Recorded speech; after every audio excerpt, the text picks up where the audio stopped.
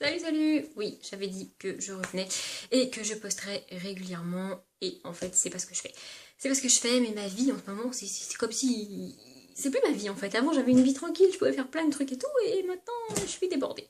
Bref, on va arrêter de parler de ma vie, de vie débordée, hein.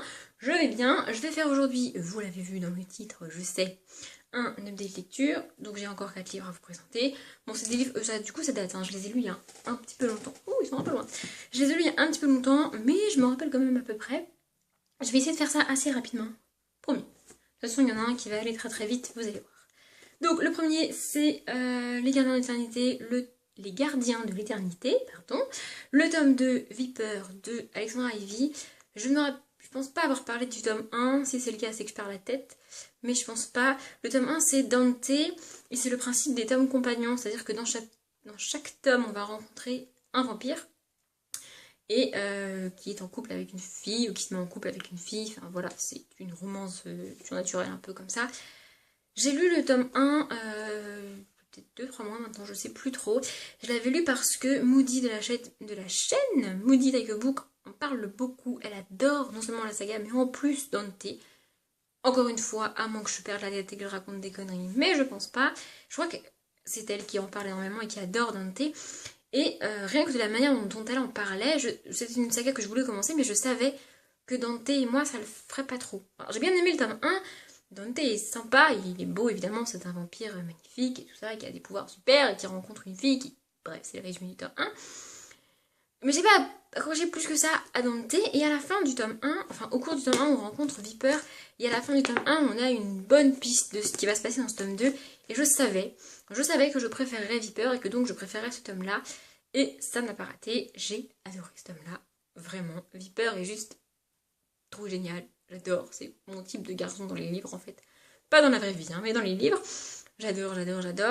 La différence entre le tome 1 et le tome 2, c'est que dans le tome 1, la fille est une humaine normale qui découvre le monde en même temps que nous avec toutes les bêtes surnaturelles qu'a créé Alexandra Ivy, parce que au-delà des vampires, il y a énormément de bêtes surnaturelles, dont certaines que j'arrive même pas à prononcer le nom, c'est pour vous dire. Mais dans celui-ci, la fille qui s'appelle Shay est une chalotte. Voilà, je peux vous dire, ça va pas vous servir à grand chose, vous savez pas ce que c'est. Mais j'ai bien aimé, il y a une bonne dynamique entre les personnages. Ce que j'aime bien dans cette saga-là, et je pense que c'est valable pour tous les livres de cet auteur, c'est que les filles sont pas très nunuches, elles se laissent pas faire, elles se laissent pas... c'est pas « Oh, le vampire, il est magnifique, et moi je suis nulle, et je l'aime, et... » Voilà, ce sont des filles qui ont un peu plus de caractère, et un peu plus de répondants, et de mordants que la nunuche de base. Voilà, c'est pas des nunuches de base. Abby, donc la fille du tome 1, est peut-être un peu plus nunuche. Shay ne se laisse absolument, mais alors absolument pas faire, mais pas faire du tout. Jamais. Elle est vraiment... C'est un peu comme un... D'habitude, c'est le garçon qui a ce rôle-là. Vous savez, le rôle je suis amoureux mais je veux pas, j'aime pas, je suis pas à l'aise, je dis pas, je cache, je suis très solitaire, je suis très... Voilà, elle est un peu comme ça. J'ai bien aimé, et puis j'ai adoré Viper. J'ai déjà les tomes 3, 4, 5 dans ma palle, vous les avez vus dans mes book hauls. Hein, je vais les lire, c'est prévu, mais voilà. À l'heure où je parle, j'ai essayé de lire le tome 3, mais je devais pas être dans le bon mood parce que j'ai lu 3 pages et puis j'ai pas repris le livre, ça va faire une semaine. Voilà, il traîne, il est quelque part en mode sur la pile des livres commencés. Oui, j'ai une pile de livres commencés, je sais pas si vous faites ça à vous aussi, mais j'en ai 4 ou 5. Voilà, donc je continuerai la saga, puisque j'ai acheté les livres, ce serait bête de l'arrêter là. J'aime bien, par contre j'ai un peu peur de m'en lasser, parce que vu que c'est une histoire par tome, du coup il n'y a pas vraiment de motivation pour lire la suite, je sais pas si vous comprenez ce que je veux dire. Du coup je vais les lire, mais pas une priorité, quoi. Voilà. Le deuxième livre. Le deuxième livre a été un abandon pur et simple, voilà, il s'agit de Le Prince Charmant est infidèle d'Ondine Kayat chez Michel Lafon. Je l'ai acheté pendant la vente privée Michel Lafon qui a eu lieu au mois de février, je crois, ou quelque chose comme ça, en début d'année. Où je dis que c'est une immense connerie encore, mais je suis fatiguée. Hein. Je l'ai acheté, donc je l'ai payé 3 € et heureusement que j'ai pas mis plus cher dans ce livre-là parce que je n'ai pas pu aller au-delà de la page 26. Je m'explique. Donc j'ai pas lu le résumé qui est derrière puisque je le lis jamais. Et comme j'ai pas lu le livre en entier, je me suis dit que ça sert à rien de lire le résumé en entier. Donc je vais vous parler de ce qui se passe dans ce livre, mais dans les 26 premières pages. Donc c'est pas vraiment du spoil, puisque tout ce que je vais vous raconter se passe dans les 26 premières pages. Mais voilà. Déjà, je m'attendais à de la petite lead, un truc léger, un truc fun.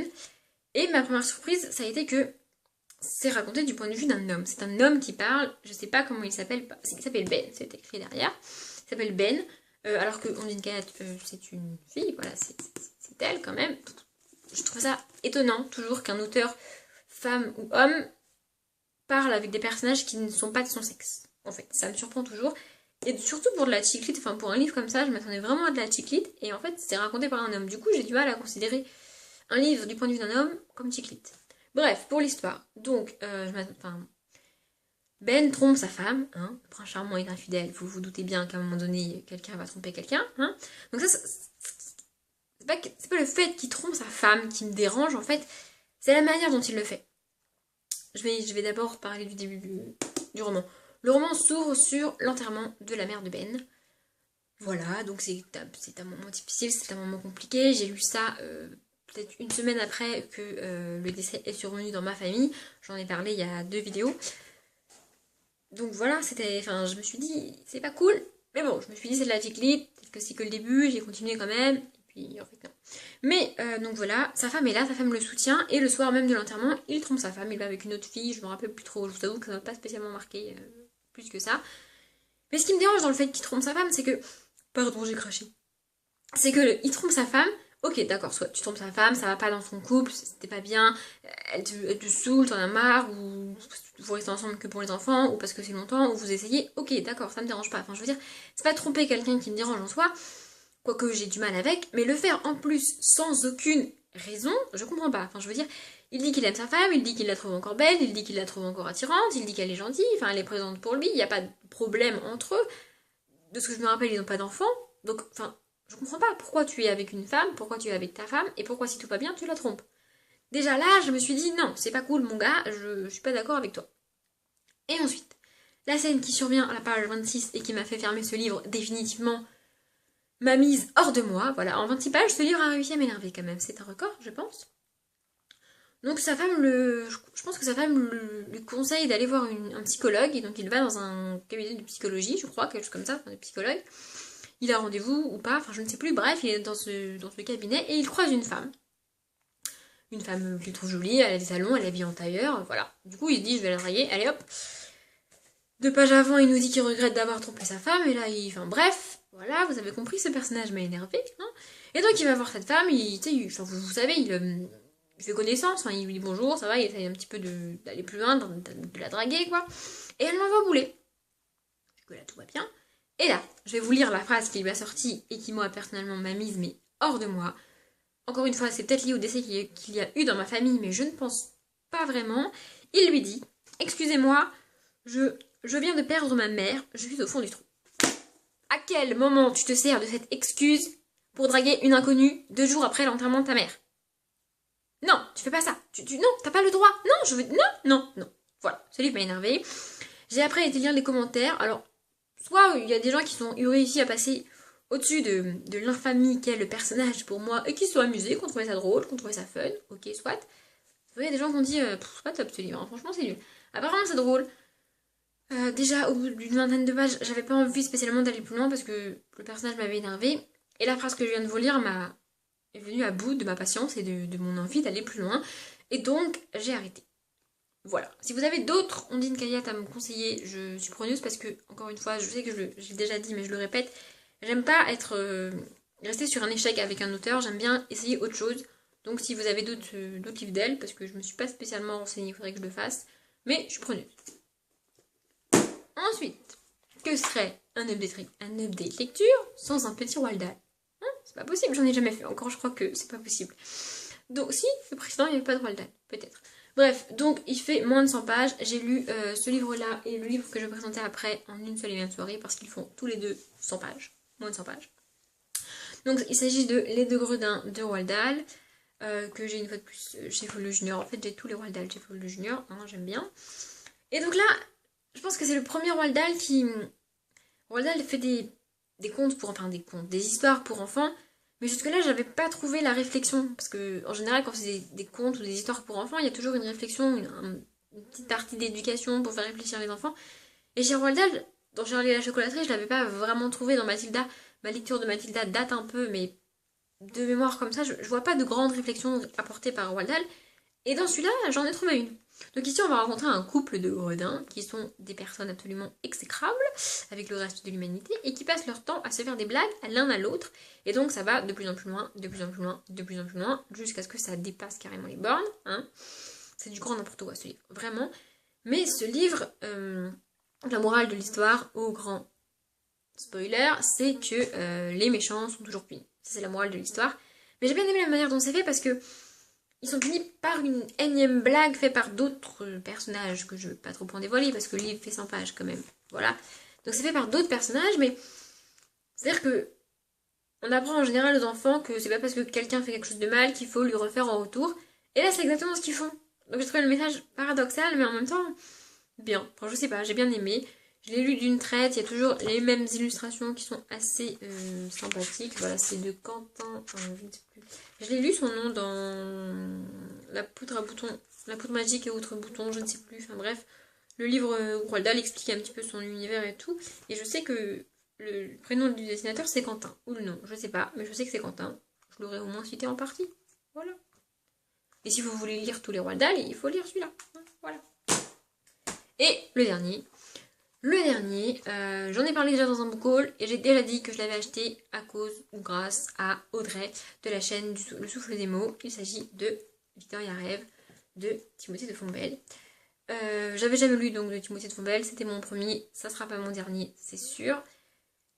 Mais je suis contente de l'avoir lu, je suis contente surtout de l'avoir terminé parce que s'il avait fait plus de 100 pages, s'il avait fait 200 pages, en fait si j'avais vu que je ne pouvais pas le lire en une soirée après Roald Dahl et le soir tard, hein, d'accord, je l'aurais probablement abandonné parce qu'en fait au début j'étais perdue donc je comprenais pas trop. Donc on va rencontrer Victoria, une fille de 12-13 ans, je crois qu'elle a 13 ans, quelque chose comme ça.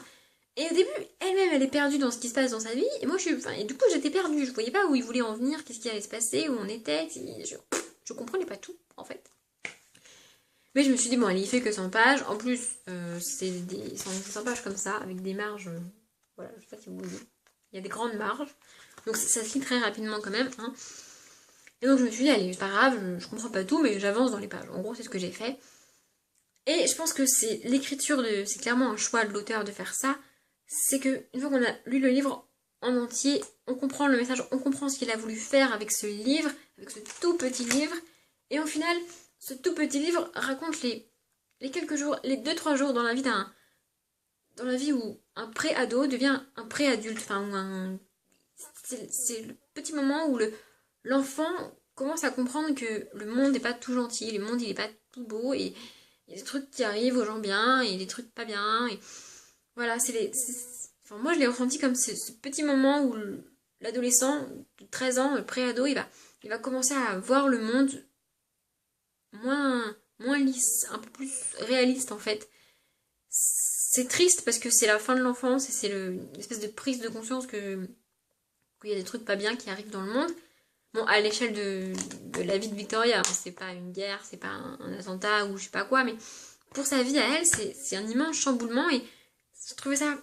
Enfin, c'est écrit. C'est pas imposé, c'est petit à petit et c'est seulement une fois qu'on a fini le livre et qu'on a refermé le livre qu'on se rend compte de ce qu'il a voulu dire et de ce que le livre raconte. Et j'ai presque envie de tout relire pour tout revoir en fait. Bon, je le ferai peut-être un jour, mais voilà, c'est un tout petit livre, mais je vais me mettre à lire des petits livres parce que j'ai un peu du mal avec les petits livres, mais je me rends compte que il y en a plein des petits livres qui sont bien en fait. C'est pas parce que c'est petit qu'on n'arrive pas à s'attacher au personnage et c'est surtout pas parce que c'est petit qu'il ne se passe rien et qu'il n'y a pas de message dans le livre. Voilà, c'était le petit message de ma vidéo, c'est pas mal. Bref, je vais arrêter de divaguer sur Victoria Rêve et autres livres et je vais vous laisser aller faire ce que vous voulez, aller lire, aller regarder d'autres vidéos, aller manger ou aller dormir, enfin faites ce que vous voulez. Moi, je vais aller travailler parce que j'ai plein de trucs à faire. Oui, ma vie est nulle. Non, sérieusement, j'espère que ça vous a plu, j'espère que j'ai pas trop parlé, pas parlé trop vite. J'essaye de faire des efforts. Je sais pas si ça se voit, mais j'essaye vraiment de faire des efforts. Donc dites-moi si c'est encore pas ça. Je ferai encore des efforts, je peux faire encore des efforts. Bref, je vous laisse. Je vais travailler et vous allez faire ce que vous voulez faire. Et moi, je vous dis à bientôt!